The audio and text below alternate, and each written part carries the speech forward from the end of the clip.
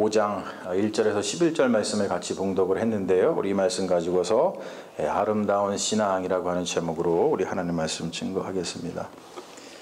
아름다움에 대한 정의는 문화권마다 그리고 또 사람마다 좀 다를 수가 있어요. 근데 이제 우리가 아름다움을 무엇을 아름다움이라고 그 문화가 일컫는지 또는 그 사람이 무엇을 아름다움이라고 생각하는지를 우리가 알고 나면은 그 사람의 어떤 감성적인 그 사람의 어떤 생각의 방향을 우리가 알 수 있죠. 대개 이제 영어로다가 에스테틱이라고 하는 말을 갖다가 한국말로다가는 미학이라고 번역을 합니다. 근데 미학이라고 번역하는 이유는 이제 그것이 옛날에 이제 중국 문화권에서 이 아름다울 미자를 갖다가 써가지고 그 문화의 어떤 세계관을 바탕으로다가 그렇게 표현을 한 것이죠. 여러분 뭐 잘 아시겠지만 그 한자어 미라고 할 때 어떻게 쓰시는지 알죠? 양하고 그 큰 대자하고 양자를 겹쳐서 쓴 게 미라고 하는 글자입니다. 그러니까 중국 문화권에서 미라고 하는 것은 큰 양을 갖다가 형상화한 글자죠. 그러니까 이제 커다란 양하고 아름다움을 밀접하게 연결시켰다는 거예요. 왜 그랬을까요, 여러분? 옛날에는 중국에서는 양이 중요한 먹거리였다 그래요. 양고기. 우리가 요즘에도 뭐 한참 뭐 그 먹방을 보면 뭐 양꼬치 뭐 이런 것들이 한국에서는 굉장히 그 유행을 하더라고요. 그런 것처럼 그 양이 굉장히 중요한 먹거리였는데 중국 문화권의 사람들은 큰 양을 보면은 야, 참 아름답다. 그것을 볼 때에 아마 뭐 먹음직스럽다. 또는 그 양털을 갖다가 깎아가지고 저걸 갖다가 내가 입으면은 되게 아름답겠다. 뭐 그런 식으로 생각을 했겠죠. 그래서 큰 양을 보면 아름답다라고 느꼈기 때문에 큰 대자하고 양자하고 합쳐서 아름다울 미자를 갖다가 거기서 아름다움을 표현을 했습니다. 그리고 또 그리스 사람들은 그거랑 좀 다른데 아름다움을 표현하는 말로는 칼로스라고 하는 말을 사용을 했어요. 그래서 우리가 흔히 알고 있는 그 칼로스에서 연유된 이름이 뭐냐면은 독일어의 뭐 카를 또는 그 스페인어 같은 거에 카를로스 많이 아시죠? 그리고 또 영어에서는 찰스 그런 게 다 아름답다라는 뜻을 가지고 있는 거예요. 그것은 뭐냐면은 이 중국 문화권에서는 큰 양을 보면은 참 아름답다, 참 먹은직스럽게 생겼다. 저 양의 털을 깎아가지고 내가 두르면은 참 이쁘겠다. 뭐 그런 생각과는 달리 사람의 마음과 사람의 어떤 몸이 이렇게 조화를 이루는 것에서 아름다움을 느꼈다 그래요. 그래서 몸과 정신의 균형, 조화의 아름다움의 조건으로 그리스도인들에게 아름다움은 뭐냐면 비례와 어떤 조화, 하모니하고 밸런스 이런 걸 갖다가 아름답다고 느끼죠.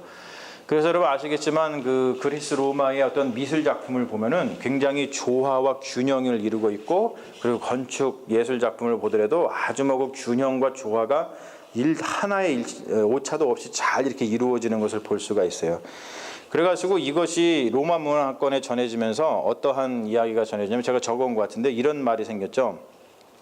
건강한 몸에 건전한 정신이 깃든다 그런 말이 있어요. 이거 갖다가 그 라틴어로다가 뭐라고 표현하냐면 아니마 사나 인 코르포레 사노라고 하는 속담이 생겼어요. 여러분 스포츠 용품 중에 아식스라고 아시죠?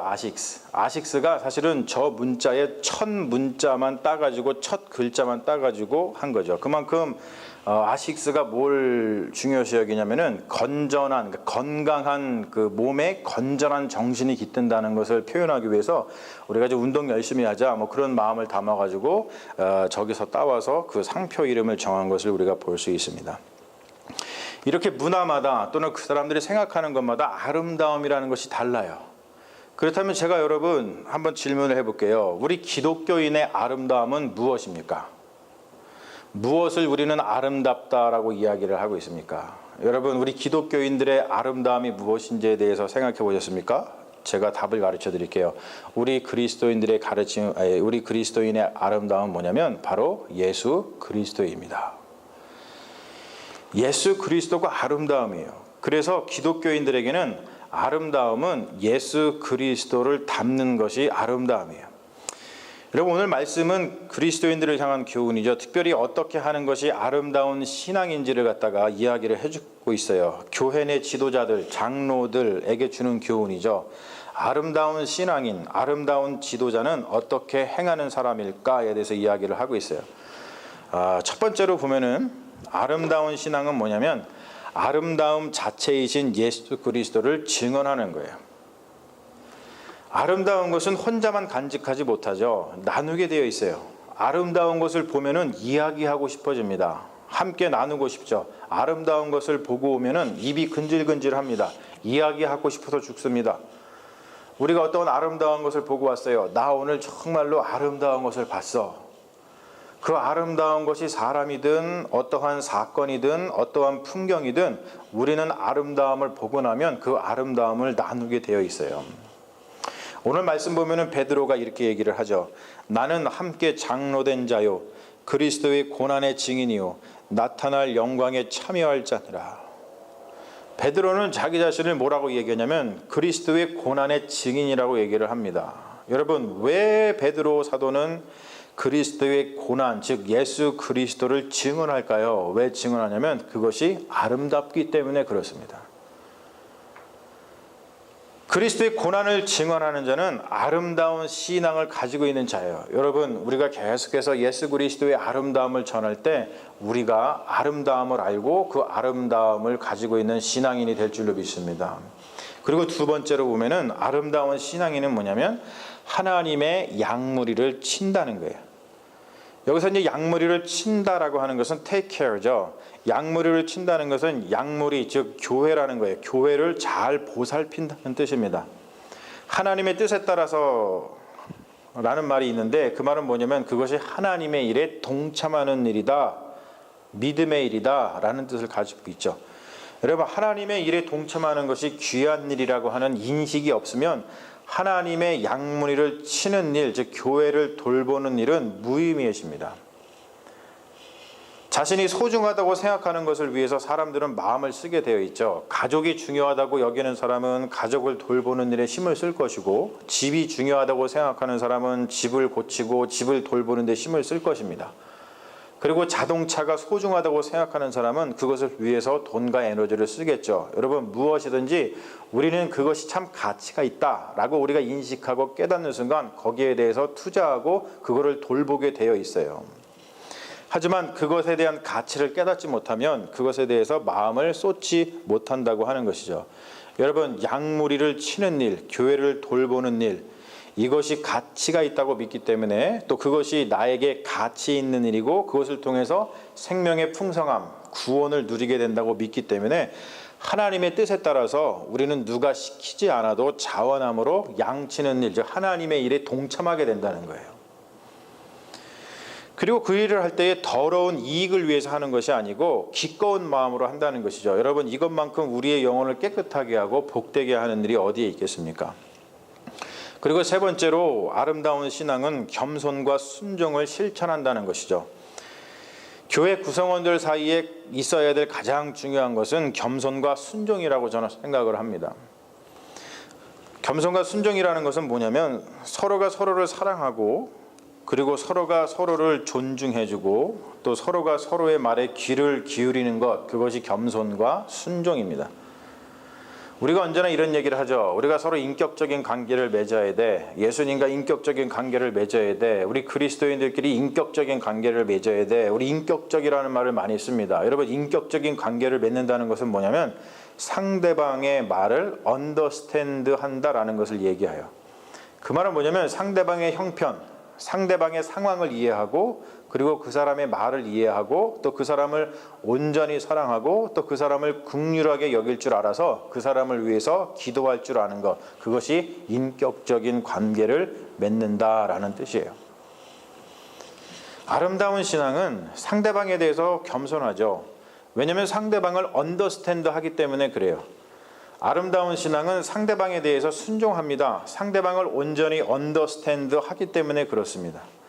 아름다운 신앙은 절대로 강압적인 자세로 상대방을 대하지 않고 오히려 상대방에게 본이 된다 그래요. 권위적이거나 고압적인 자세로 상대방이 무슨 일을 하도록 지시하는 것이 아니라 해야 할 일이 무엇인지를 내가 먼저 본이 되어서 보여준다는 것이죠. 여러분, 얼마나 아름다운 일입니까?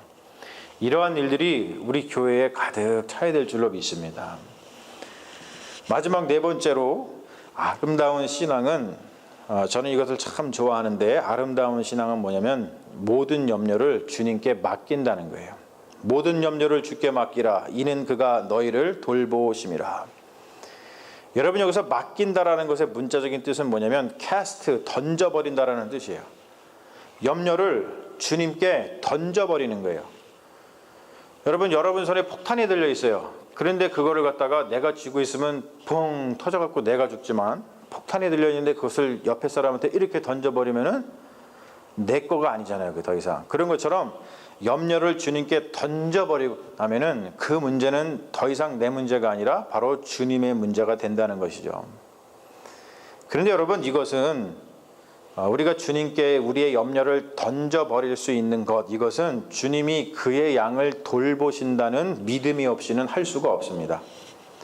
우리가 주님께 우리의 염려를 던져버릴 수 있는 것은 주님이 우리를 돌보신다는 믿음이 우리에게 있기 때문에 그래요. 여러분, 이러한 믿음이 여러분들에게 있으시는 줄로 믿습니다.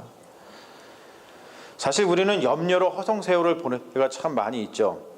주님께서 그러셨어요. 염려한다고 키 한 자도 더할지 못한다.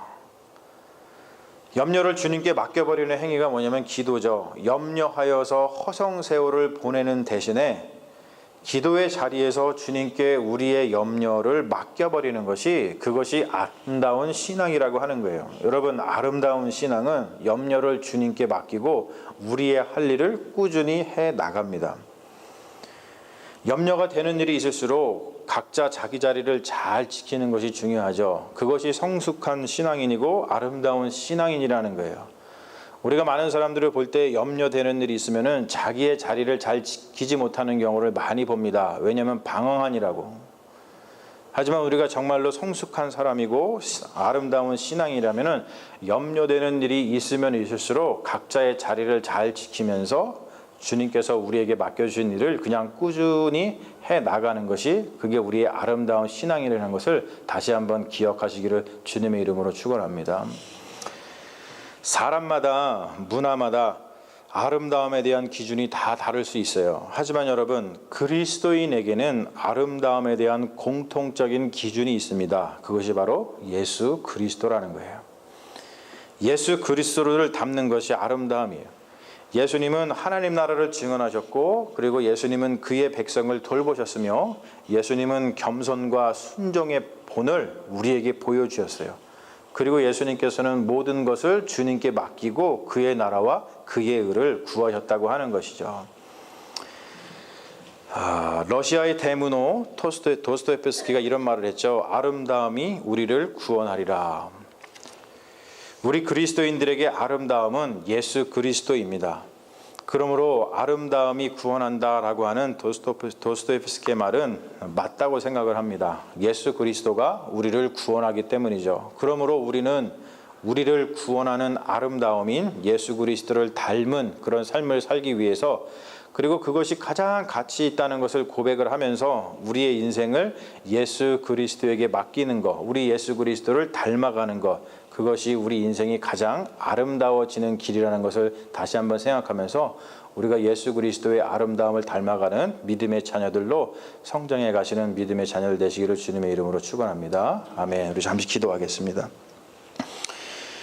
하나님, 아름다움에 대해서 다시 한번 생각해 보았습니다. 세상 사람들마다, 각 문화권마다 아름다움에 대한 기준이 다 다르지만 우리 그리스도인들에게 아름다움은 단 하나, 예수 그리스도인지를 다시 한번 생각을 해봅니다. 예수님이 그러하셨던 것처럼 우리도 예수님을 닮아서 아름다운 신앙인이 되기를 원합니다. 그것이 가치 있는 일이고 그것이 우리가 살아가야 될 이유인 것을 다시 한번 생각하면서 예수 그리스도의 그 아름다움을 닮아가는 데에 우리의 인생을 다 드릴 수 있는 믿음의 자녀들 될 수 있도록 역사하여 주시옵소서. 주님께서 우리와 함께하여 주실 줄로 믿사오며 우리를 구원하신 예수님 이름 받들어 기도합니다. 아멘. 주여 믿습니다.